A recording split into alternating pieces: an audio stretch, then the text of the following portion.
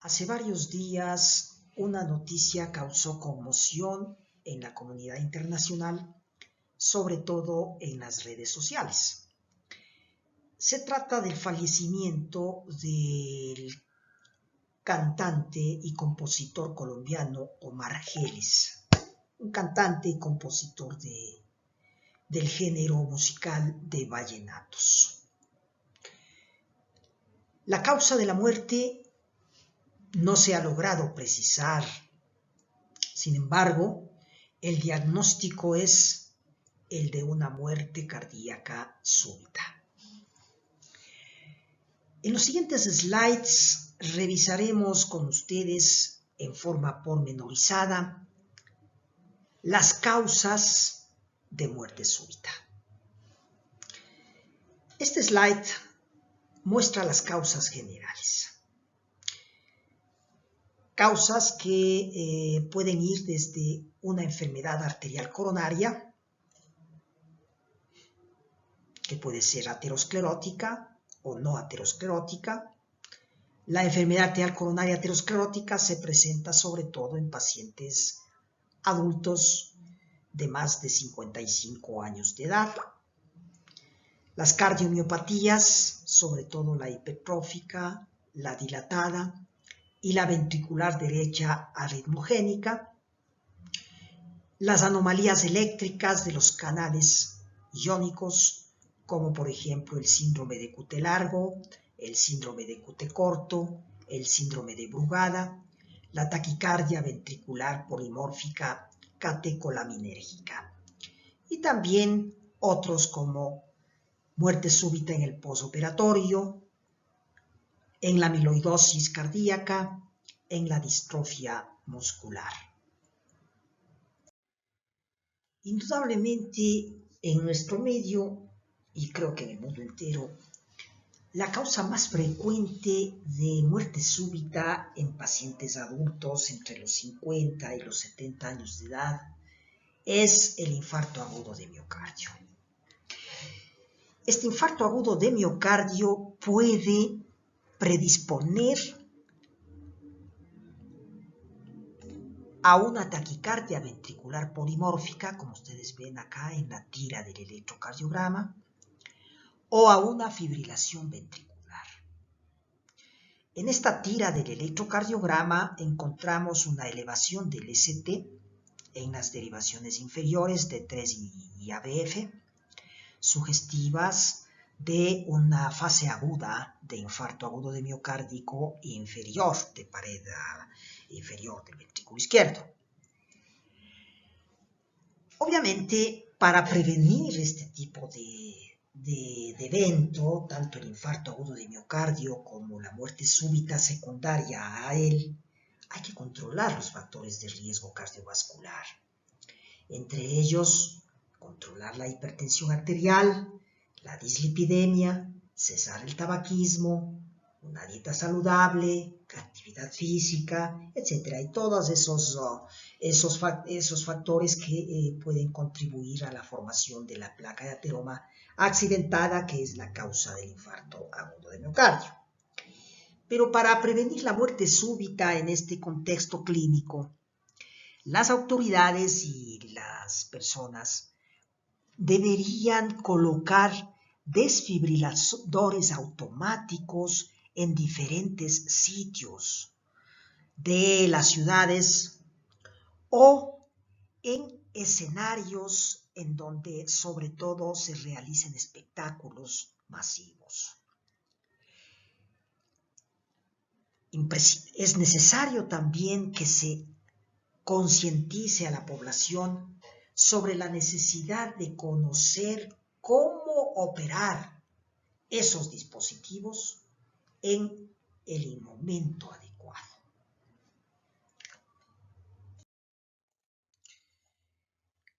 Cuando se ha producido ya el infarto miocárdico, este deja una cicatriz en cualquier sitio de la pared del ventrículo izquierdo.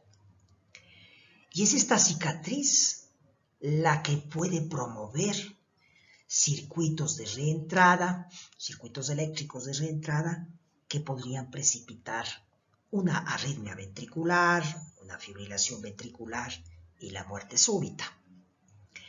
La forma de prevención en este caso estaría supeditada a la consideración clínica de aquellos pacientes con el más alto riesgo de hacer muerte súbita. Me refiero a pacientes que tienen un infarto antiguo del miocardio. Para ello, nosotros nos valemos de la ecocardiografía. La ecocardiografía nos permite decir si es que el infarto ha producido una gran alteración de la contractilidad ventricular izquierda. Cuando la cicatriz es grande, la cicatriz del infarto es grande, la fracción de eyección ventricular izquierda se ha deteriorado ostensiblemente. Nos llegan pacientes con fracciones de eyección ventricular izquierda de menos de 30%, pacientes con alto riesgo de muerte súbita posterior. Pero también hay ocasiones en que cicatrices pequeñas, identificadas con resonancia magnética como heterogéneas en el tejido, que constituye esa cicatriz, pueden precipitar también circuitos de reentrada con arritmias ventriculares posteriores que ocasionen la muerte súbita. Por ello, es necesario, para prevenir estos eventos, la identificación de aquellos pacientes con infarto miocárdico antiguo que tienen más alto riesgo de muerte súbita. En esta tira de electrocardiograma, por ejemplo, nosotros vemos una taquicardia de complejo QRS ancho con una imagen de bloqueo de rama derecha en B1, con QR acá en B1, y heces amplias y profundas en las precordiales izquierdas. Además encontramos ondas Q con profundidad significativa en las derivaciones inferiores, en D3 y en ABF, sugestivas de un infarto antiguo de pared inferior, miocárdico. En la parte inferior de este electrocardiograma vemos una disociación auriculoventricular. Las flechas corresponden a ondas PES no conducidas que están disociadas en forma total de los complejos QRS. Si nosotros entonces vemos una taquicardia de complejo QRS ancho con imagen de bloqueo de rama derecha y con disociación auriculoventricular, nosotros hablamos de una taquicardia ventricular. Monomórfica en este caso porque la forma de los complejos QRS tiene una sola forma. Y además un infarto antiguo inferior que probablemente precipitó esta taquicardia. Así pues, nos preguntaremos nosotros si existe alguna forma de prevención de muerte súbita en pacientes que han tenido un infarto antiguo de miocardio y que posean además alteraciones severas de la contractilidad ventricular con fracciones de eyección por debajo del 30%. La respuesta es sí. La colocación de dispositivos como desfibriladores cardioversores implantables que identifican una arritmia ventricular y generan un shock eléctrico cuando ésta se produce en un individuo determinado, puede prevenir la muerte súbita en este contexto clínico. Ya hace 20 y tantos años se presentó en la revista de New England Journal of Medicine el estudio MADI-TOS. Este MADI-TOS enroló aproximadamente a 1,200 pacientes con un infarto miocárdico previo y una fracción de eyección ventricular izquierda baja de 0.30 o 30% o menos. Los pacientes fueron randomizados en un radio 3-2 para recibir un desfibrilador implantable, es decir, un artefacto que es introducido en el interior de las cavidades cardíacas, o a terapia médica convencional. El punto final fue muerte de cualquier causa. Ustedes pueden apreciar en estas curvas de Kaplan-Meier el uso de este desfibrilador implantable en este tipo de pacientes generó un beneficio significativo sobre la supervivencia del paciente frente a la terapia convencional. Desde esta época, por tanto, las guías americana y europea han aconsejado la colocación de este dispositivo cardioversor implantable dentro de las cavidades cardíacas de los pacientes con infarto miocárdico antiguo y alto riesgo de muerte súbita, como aquellos que tengan fracción de eyección ventricular izquierda baja, es decir, que tengan alteración severa de la contractilidad ventricular, para prevenir este tipo de evento. La miocardiopatía dilatada puede producir taquicardias polimórficas, muerte súbita. Y la muerte súbita suele ser la responsable de aproximadamente el 50% de la mortalidad en la miocardiopatía dilatada. Observen ustedes estas tiras electrocardiográficas donde vemos taquicardias ventriculares con formas distintas. Esto es una taquicardia polimórfica. La miocardiopatía dilatada es una patología que la encontramos con frecuencia cada vez mayor en nuestra consulta cardiológica. Miocardiopatías dilatadas que pueden ser secundarias a un problema isquémico coronario o a un problema no isquémico. Las miocardiopatías dilatadas no isquémicas pueden ser secundarias a una serie de factores de riesgo cardiovascular, como por ejemplo la hipertensión arterial o incluso las valvulopatías cardíacas.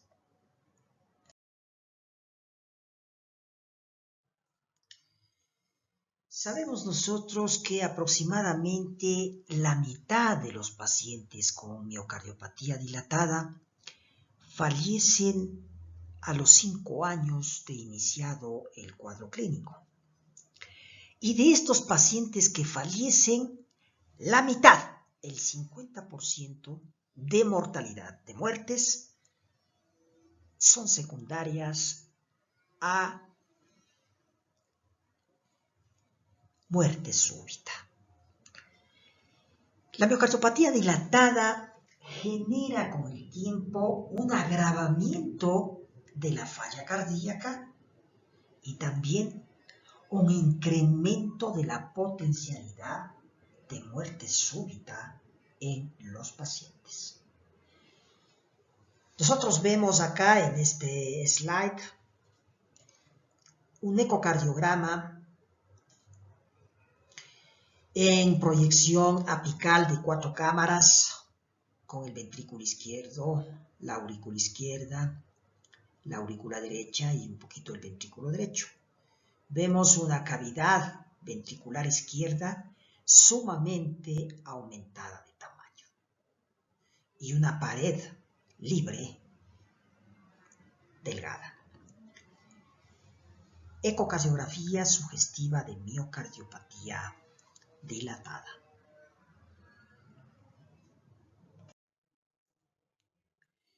Para prevenir este agravamiento de la falla cardíaca en pacientes con miocardiopatía dilatada, se ha recurrido a diferentes estrategias terapéuticas.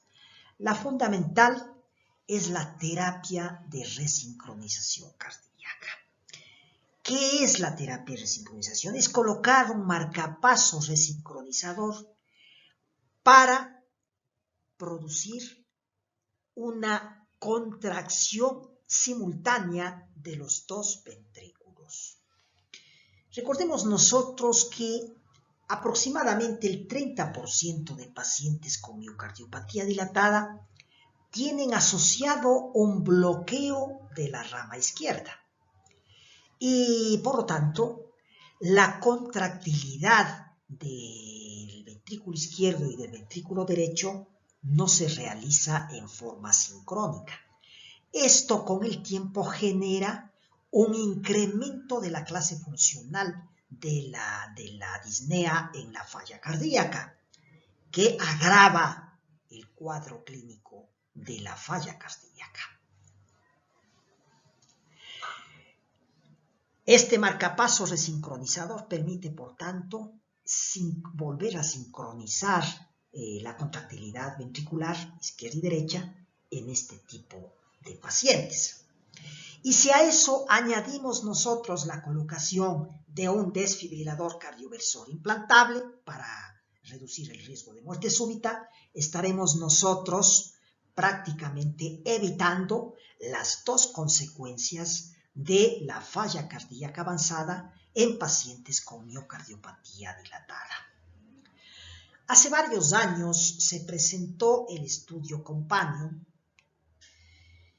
un total de 1.500 pacientes aproximadamente que tuvieron falla cardíaca avanzada, clase 3 o 4, debido a cardiomiopatías isquémicas o no isquémicas y un intervalo de QRS de al menos 120 milisegundos, es decir, con un bloqueo de rama izquierda, fueron randomizadamente asignados a recibir terapia farmacológica óptima sola o en combinación con terapia de resincronización cardíaca sola o asociada con un desfibrilador implantable. El punto final compuesto primario fue tiempo hasta la muerte u hospitalización por cualquier causa. Nosotros vemos acá en esta figura las curvas de Kaplan-Meier de las 3 estrategias terapéuticas testadas en este tipo de pacientes. Y encontramos que la probabilidad de supervivencia fue más alta en pacientes que tuvieron tanto el marcapasos resincronizador como el desfibrilador implantable colocados, frente a la terapia farmacológica sola. Y además, los pacientes sobrevivieron más,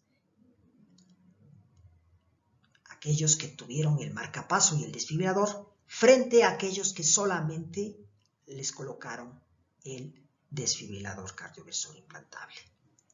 De allí que en pacientes con fracción de eyección reducida, miocardiopatía dilatada, clase funcional, falla cardíaca, clase funcional 3, 4, la terapia de resincronización cardíaca con marcapasos resincronizador, junto con la colocación del desfibrilador cardioversor implantable, genera beneficios de supervivencia. No solamente reduce la probabilidad de agravamiento, de evolución clínica de la falla cardíaca, sino también reduce el riesgo de muerte súbita. Así pues, la terapia de resincronización cardíaca con estimulación bicameral, con estimulación biventricular, no con estimulación convencional del ventrículo derecho, porque esta última estimulación genera más bloqueo de rama izquierda en estos pacientes. La estimulación biventricular afina los complejos QRS, genera una mejor sincronización de los dos ventrículos en pacientes con falla cardíaca avanzada, clase 3, funcional 3 o 4 y miocardiopatía dilatada, isquémica o no isquémica, y por tanto mejora resultados clínicos y previene la muerte súbita. En la miocardiopatía hipertrófica existe una desorganización de las fibras musculares cardíacas y un engrosamiento sobre todo significativo del septum interventricular. Como resultado de esta desorganización y de este engrosamiento del septum, sobre todo, se producen áreas de fibrosis que constituyen circuitos de reentrada para la promoción de arritmias ventriculares.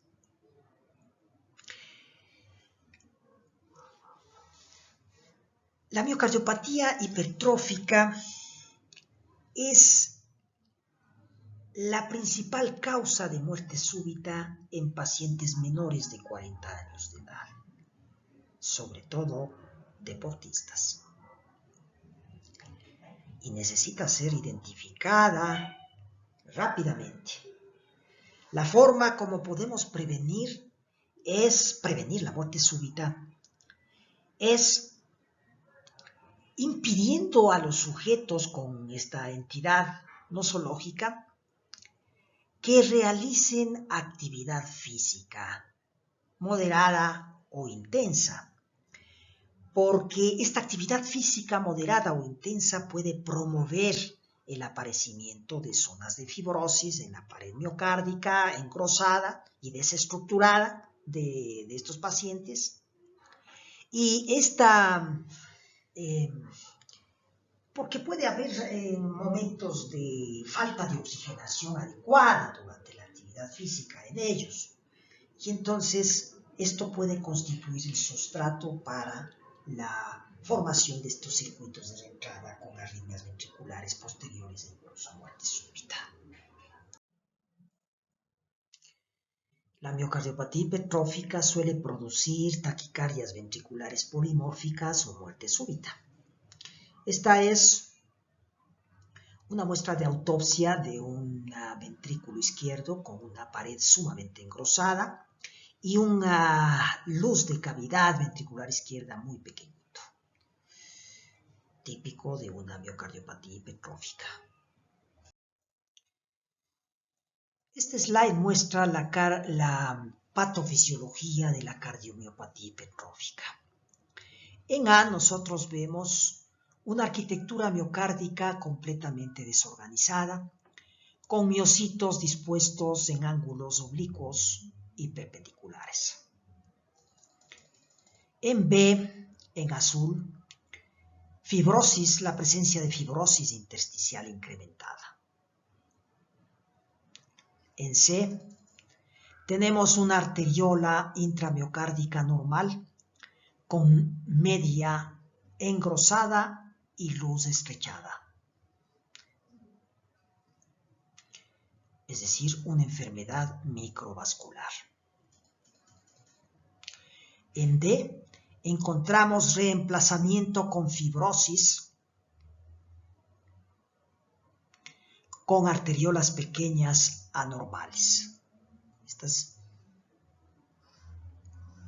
que nosotros vemos en las flechas.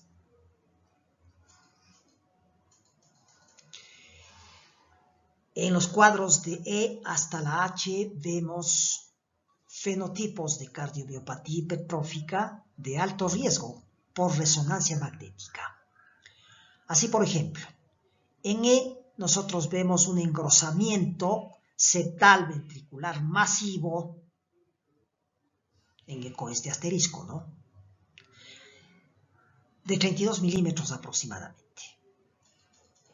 En F encontramos un realzamiento de gadolinio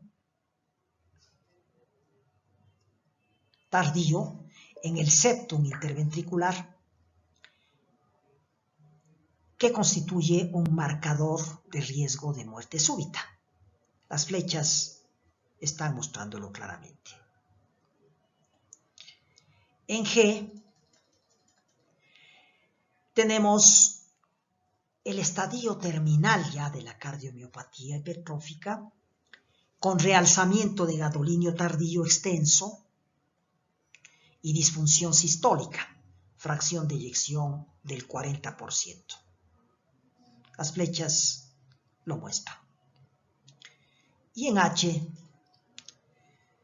un aneurisma apical ventricular izquierdo de tamaño moderado, las puntas de flechas, con aposición muscular sistólica en la cavidad media.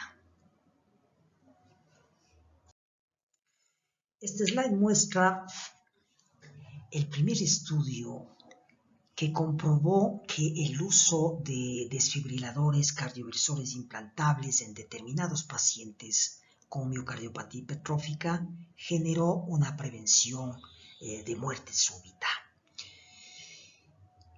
El estudio fue publicado en la revista The New England Journal of Medicine y muestra las tasas acumuladas estimadas de primeras descargas apropiadas con el ICD, calculadas separadamente para 85 pacientes con desfibriladores en prevención primaria y 43 pacientes con desfibriladores para prevención secundaria, desfibriladores implantables.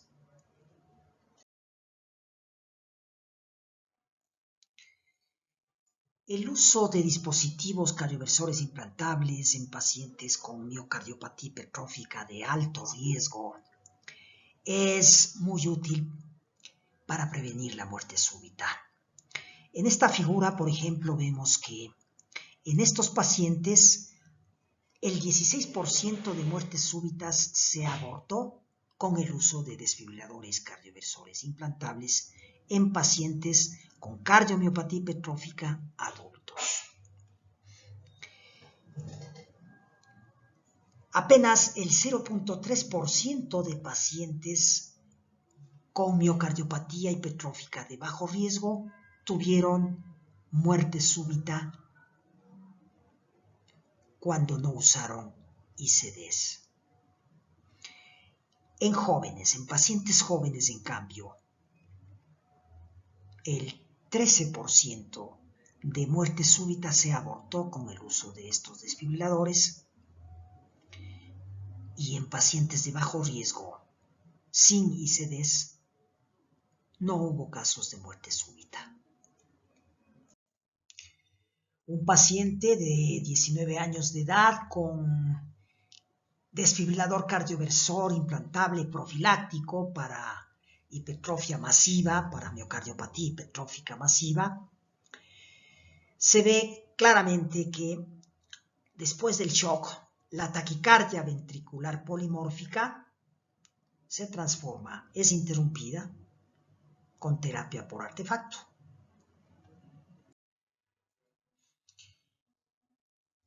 En las curvas de Kaplan-Meier que muestran el resultado después de la estratificación de riesgo, se comparan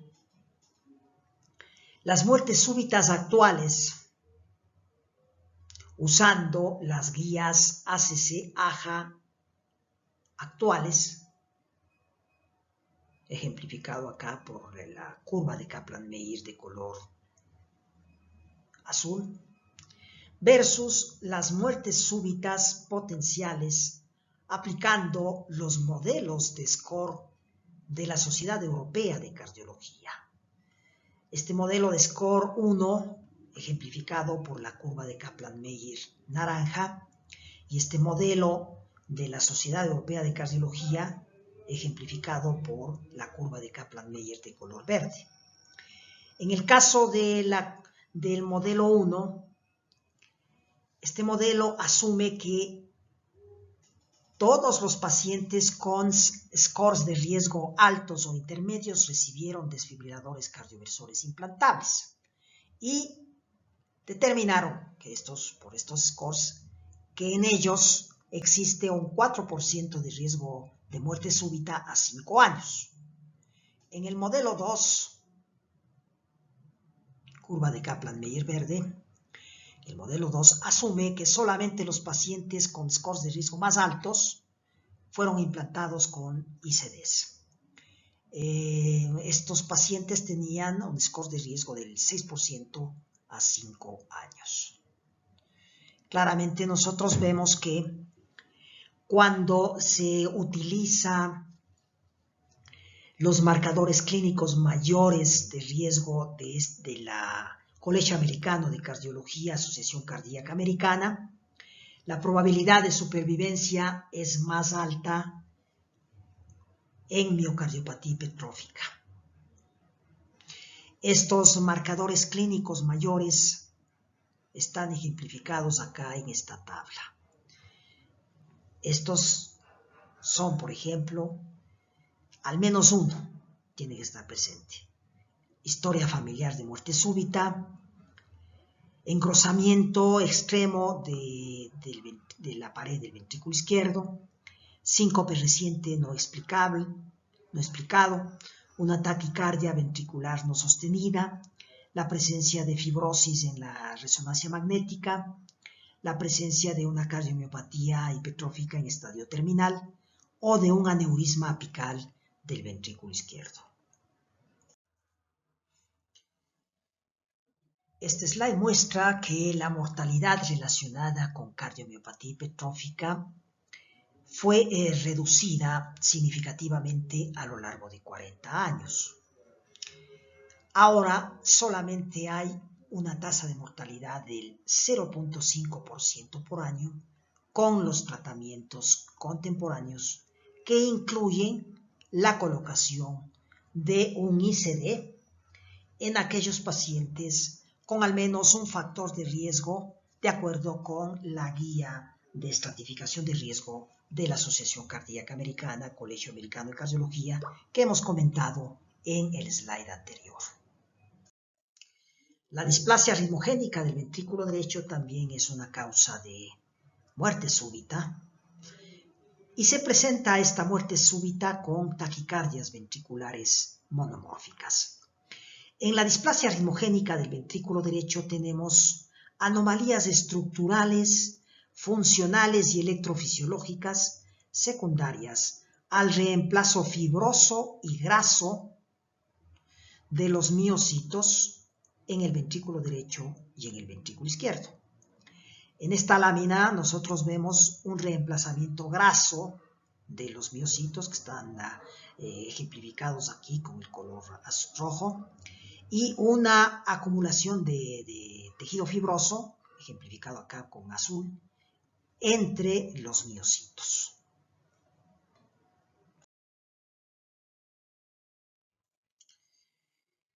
En los anteriores slides hemos expuesto las causas principales de muerte súbita, sobre todo en adultos.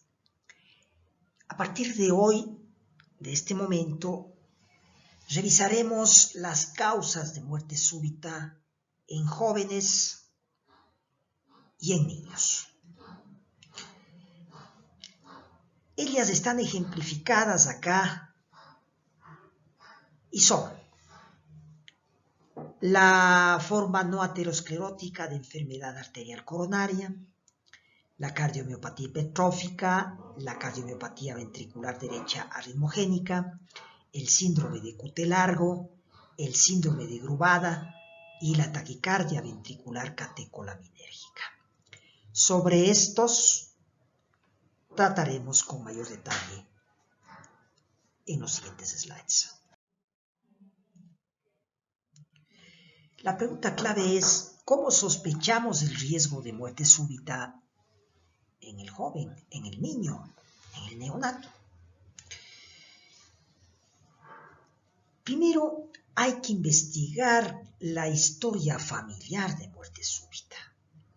Si ha habido en la familia muertes súbitas en circunstancias no habituales, a edades no habituales. No estamos hablando acá, en este momento, de muerte súbita, pues después de que el paciente tuvo un infarto agudo de miocardio a los 55 o 60 años de edad, sino de niños o jóvenes que tienen una historia familiar florida de muerte súbita en estas circunstancias y a edades no habituales.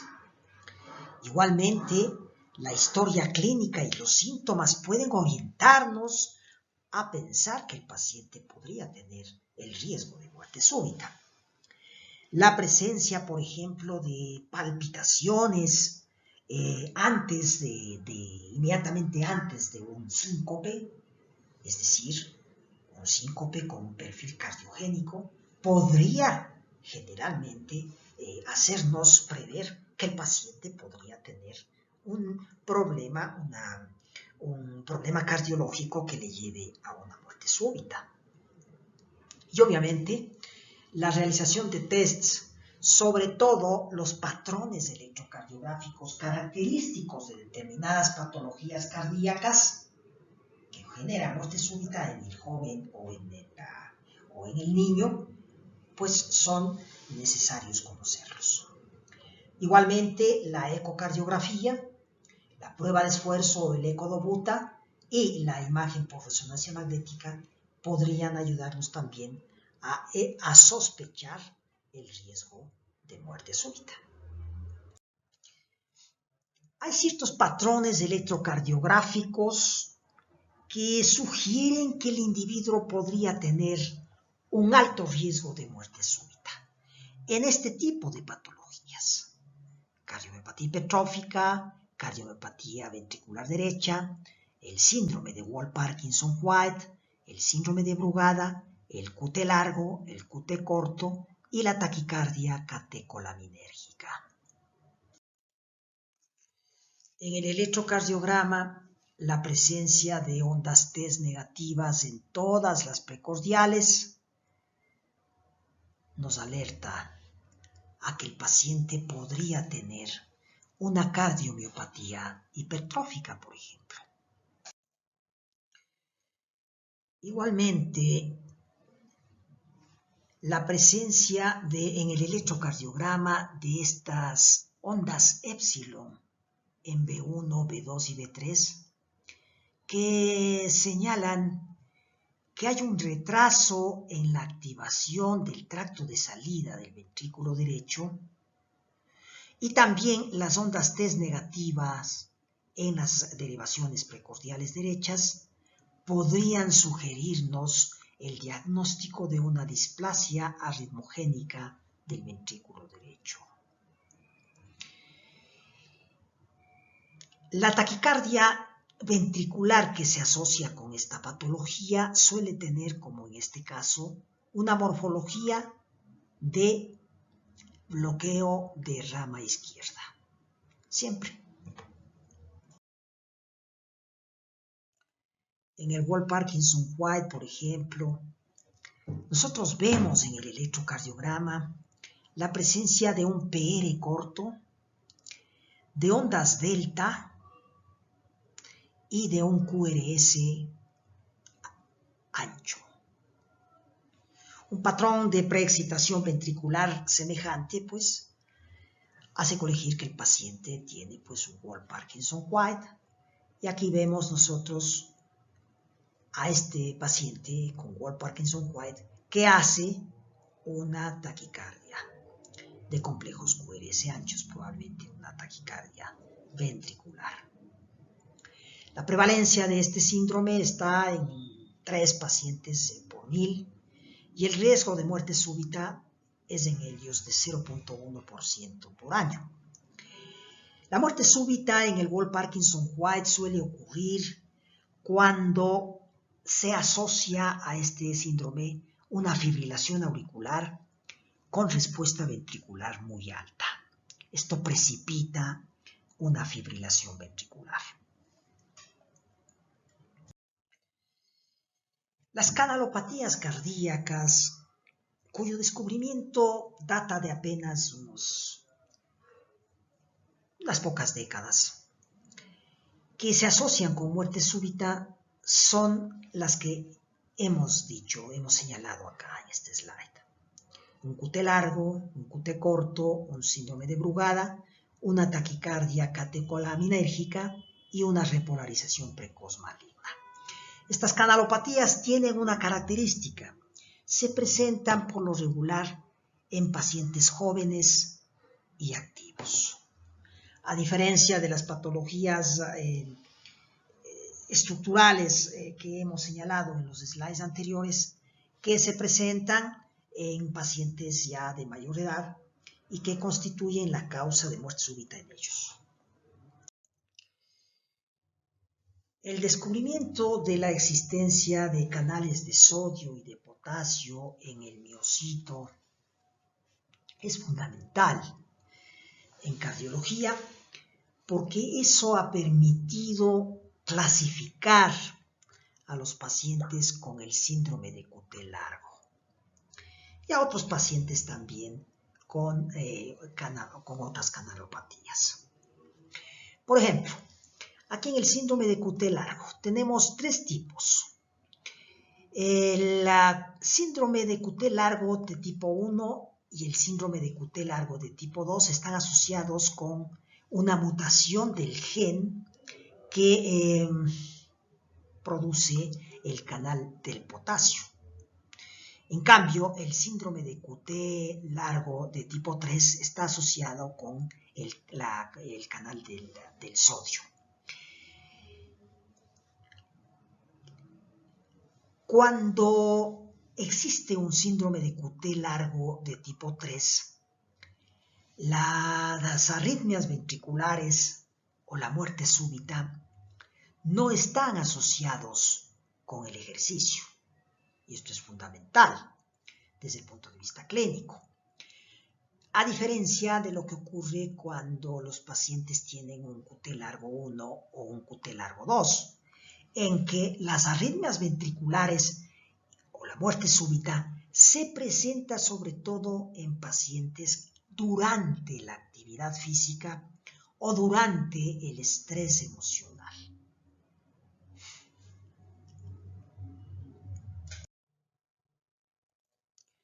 Aquí nosotros vemos a un paciente con síndrome de QT largo que tiene asociados otras anomalías electrocardiográficas.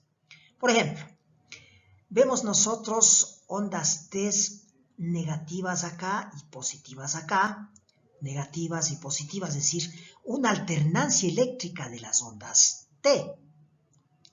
Vemos acá la presencia de un bloqueo auriculoventricular 2.1. Miren ustedes, dos ondas P antes de cada complejo QRS.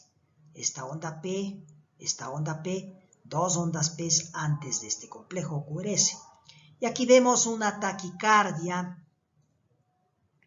polimórfica desencadenado en el mismo paciente con un síndrome de QT largo. El síndrome de QT corto también está asociado con muerte súbita. Vemos nosotros acá en este electro que el intervalo QT está muy cortito acá, la onda T prácticamente casi adosada a cada uno de los complejos QRS. Este es un electrocardiograma de 12 derivaciones, intervalos QT de menos de 330 milisegundos, con ausencia del segmento ST y ondas T picudas y altas en estas derivaciones. Tenemos acá las características electrocardiográficas del síndrome de Brugada, una elevación de los segmentos ST en precordiales derechas, B1, B2, B3, que no se asocia con la presencia de un síndrome coronario agudo y que se presenta sobre todo en jóvenes o niños. Muchos de ellos tienen ya antecedentes familiares de muerte súbita. En la taquicardia ventricular catecolaminérgica existe una mutación de la rianodina, del receptor de rianodina. Esta rianodina está vinculada con el tráfico de calcio en el miocito. En general, cuando estamos sometidos a estrés físico o emocional, el tráfico de calcio tiene que ser más alto en el miocito, es decir, tiene que haber una mayor eficiencia de la ryanodina. Curiosamente, en pacientes con taquicardia catecolaminérgica, por esa mutación del gen de la ryanodina, este tráfico de calcio no se realiza en forma adecuada. Y en este caso, estos pacientes se presentan con arritmias ventriculares durante la actividad física o el estrés emocional. Nosotros vemos en esta tira a un paciente que hizo una taquicardia ventricular catecolaminérgica. Este es el electrocardiograma en reposo, en A. Este es el electrocardiograma durante la prueba de esfuerzo. Nosotros vemos un bigeminismo ventricular, un latido sinusal seguido por una extrasistolia ventricular. En C tenemos dupletes bidireccionales y en D la presencia de taquicardia ventricular polimórfica autolimitada. Este paciente tuvo un diagnóstico final de taquicardia catecolaminérgica. Últimamente se ha identificado a la repolarización precoz maligna como una causa de muerte súbita. Y ya en el electrocardiograma nosotros observamos ya la característica típica de esta patología. Miren ustedes aquí en este electrocardiograma encontramos un punto J elevado acá en las derivaciones inferiores, en D3 por ejemplo. Punto J elevado.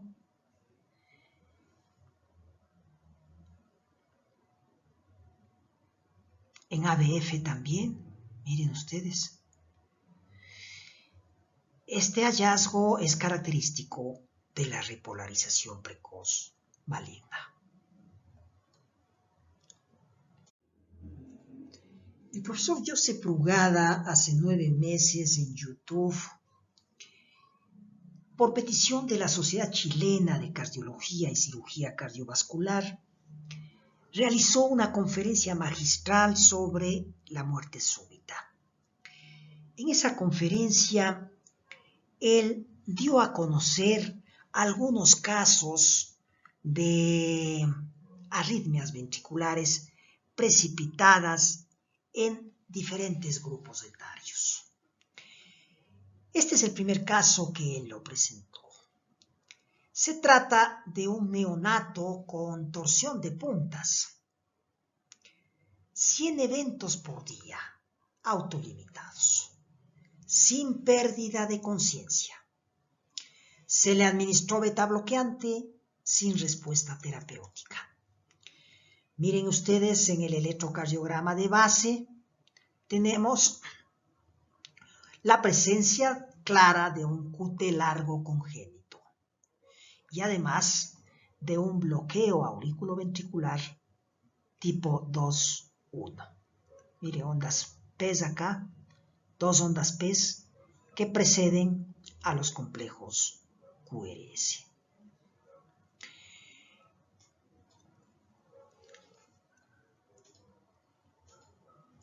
Cuando realizaron el análisis genético, diagnosticaron una mutación en el gen del canal de sodio, por lo que determinaron un diagnóstico de QT largo de tipo 3, resistente a beta bloqueantes. Por eso los beta bloqueantes no habían tenido una eficiencia apropiada.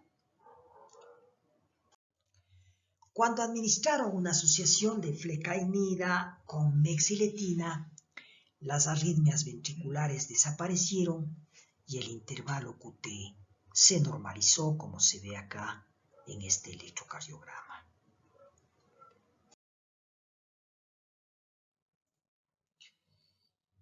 Este es otro caso presentado por el mismo profesor Brugada. Se trata de un niño de 10 años de edad con diagnóstico y terapia para epilepsia desde la edad de 8 años, con buen control clínico inicial, que a la edad de 9 años inicia nuevos y diferentes síntomas. Aparecen episodios sincopales. El Holter mostró lo siguiente. Cuando el paciente hacía ejercicio físico o se enfadaba, aparecían arritmias ventriculares cada vez más graves, taquicardias ventriculares bidireccionales y taquicardias ventriculares polimorfas. Fue, por tanto, una taquicardia ventricular catecolaminérgica por una mutación en el gen de la rianodina. Cabe indicar que en este caso, en los casos de taquicardia catecolaminérgica, el desfibrilador implantable no es la solución. Por el contrario, este desfibrilador implantable puede ocasionar una taquicardia catecolaminérgica, puede precipitar una arritmia ventricular en estos pacientes. El hecho de portar un artefacto de este tipo y los shocks por este artefacto generan altos niveles de estrés emocional en el paciente. Y este alto estrés emocional en el paciente puede precipitar una taquicardia catecolaminérgica en ellos, que tiene una mutación del gen de la rianodina.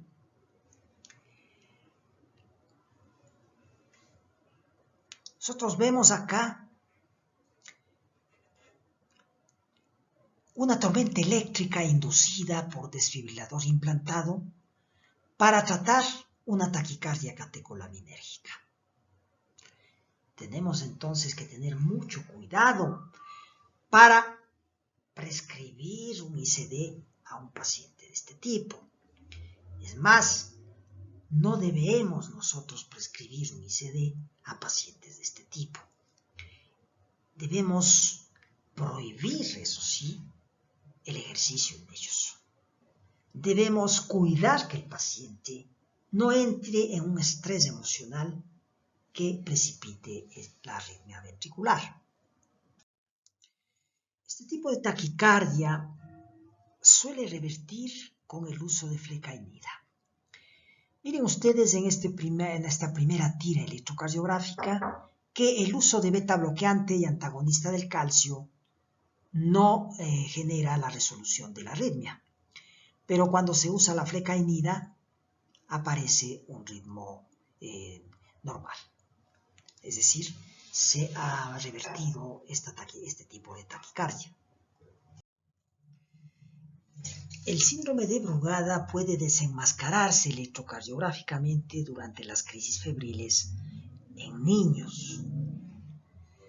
De hecho, si sospechamos un síndrome de Brugada y practicamos un electrocardiograma durante una crisis febril en el niño y no vemos la elevación del segmento ST en las precordiales derechas, deberemos descartar este diagnóstico.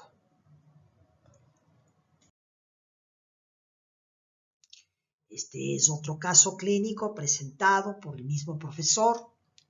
Se trata de un paciente de 27 años de edad, con muerte súbita abortada, con ICD implantado y con 7 episodios espontáneos de fibrilación ventricular documentada en 24 horas. Es decir, se trata de un paciente con un cuadro de tormenta eléctrica cardíaca.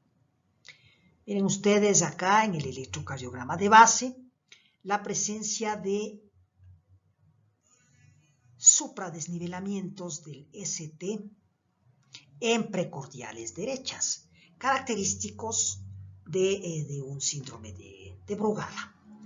Y acá nosotros vemos una arritmia ventricular, una taquicardia ventricular precipitada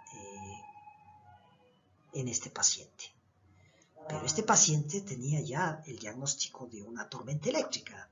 Recordemos nosotros que la tormenta eléctrica se define como la presencia de al menos 3 episodios de taquicardia ventricular o de fibrilación ventricular en 24 horas. Cuando nosotros tenemos un diagnóstico de tormenta eléctrica, debemos usar la quinidina. Pero no solamente la quinidina, pero no la quinidina sola, sino que la quinidina tiene que estar asociada con el desfibrilador cardioversor implantable. Es decir, tenemos que usar el desfibrilador cardioversor implantable y al mismo tiempo la quinidina. Este slide muestra que el número total de shocks se redujo después de la administración de quinidina, por lo que la quinidina podría reducir el número total de shocks por ICDs en el caso de una tormenta eléctrica. Este es el caso de un paciente con síndrome de Brugada de base y episodios de taquicardia ventricular, a quien se le realizó una ablación epicárdica del ventrículo derecho. Previamente a dicha ablación, el test de agmalina puso en evidencia el hallazgo electrocardiográfico de elevación del ST en precordiales derechas, como vemos acá en este electrocardiograma, propio de este síndrome. Sin embargo, como ustedes pueden ver en esta tira electrocardiográfica, correspondiente al mismo test de agmalina a dosis completa, realizado 6 meses después, mostró que el electrocardiograma ya no se alteró. Es decir, ya no se vio la elevación del segmento ST en precordiales derechas que se había visto en la preablación. Además, la estimulación ventricular programada, que provocaba fibrilación ventricular antes de la ablación, después de la ablación se normalizó y no provocó ningún tipo de arritmia. Nosotros en esta exposición hemos dado una idea más o menos extensa del espectro clínico de la muerte súbita. Muchas gracias.